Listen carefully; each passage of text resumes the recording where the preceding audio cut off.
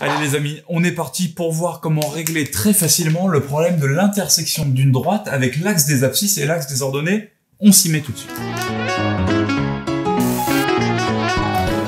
Si on cherche l'intersection d'une droite D avec l'axe des abscisses, c'est-à-dire avec l'axe horizontal, le point d'intersection, il sera à la fois sur la droite et sur l'axe des abscisses. Donc si ce point, je l'appelle I, et que ses coordonnées c'est X et Y, vu que il sera sur la droite D, j'aurai le droit d'écrire comme relation entre X et Y celle de D. Donc j'aurai le droit d'écrire que 2X moins Y égale 7.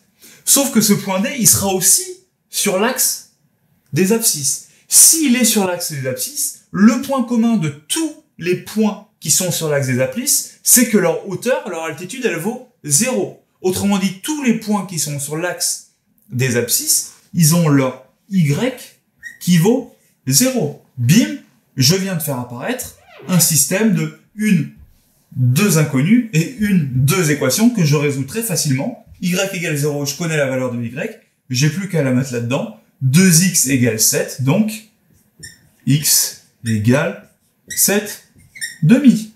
Bim, j'ai les coordonnées du point d'intersection. Rebelote ici. Si je veux l'équation de D avec la droite des ordonnées, c'est-à-dire la droite verticale, le point d'intersection I là, qui va avoir pour coordonnées x, y, il va être sur D, donc je vais avoir le droit d'écrire que 2x moins y égale 7, mais il va aussi être sur l'axe vertical. Et tous les points qui sont sur l'axe des ordonnées, sur l'axe vertical, ils ont en commun le fait que x soit égal à 0.